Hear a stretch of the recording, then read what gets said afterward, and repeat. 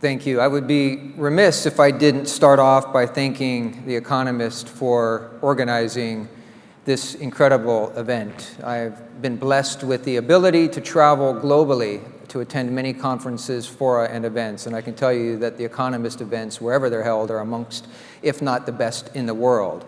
I would also like to thank the Greek people for welcoming all of us with their well-earned reputation for warmth and kindness and respect. I have been able to sit in a number of the panels watching, and of course, The Economist brings the best and brightest. And I was especially impressed with the opening panel. And I was struck by something that the former Prime Minister Denmark said. She represented, of course, an amazing country that just happens to be the ancestral homeland of my family before they immigrated to the United States. And one thing that I noted was that she seemed a bit pessimistic about the current state of global affairs, given the rise of what some have called neo-nationalism or isolationism, fear of others, frankly, to be honest, as I always will with you, of xenophobia. And my mother always reminds me that the Scandinavians, including the Danes, are amongst, according to annual polls, the happiest people in the world. And so for the former Prime Minister of Denmark to exhibit some fear of pessimism struck me as a bit troubling. Now, given my face, you might expect me to be pessimistic generally, as a matter of character. But in fact, perhaps embodying that typical yet annoying American optimism, I remained very optimistic, especially about the future for Greece. As I said, I'm blessed to be able to travel the entire world, meeting with officials, with stakeholders, with members of the private sector. In fact, over the past 15 days, I've been on 14 separate aircraft.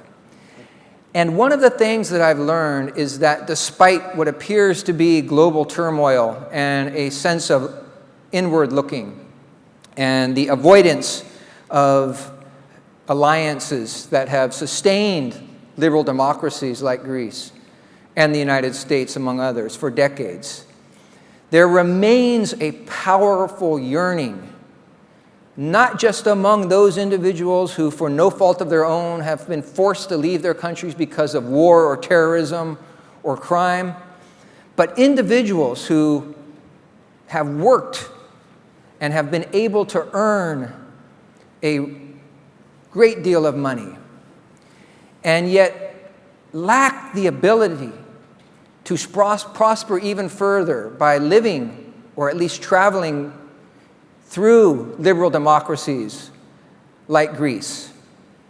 And they are looking for opportunities to live, to work, to travel through. And when I talk to these individuals all over the world, from economies and from political systems that don't necessarily support entrepreneurship or thinking outside of the proverbial box, but despite those restrictions have been able to prosper, they talk about the opportunities in Greece.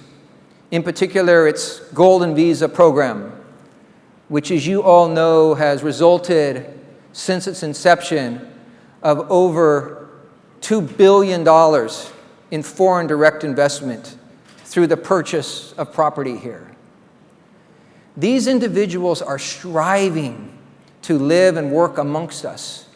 They represent some of the brightest, best entrepreneurial business senses in the world. And so I feel optimistic, especially with the new government and all the opportunities that it has. Of course, there are challenges globally, as I've just mentioned.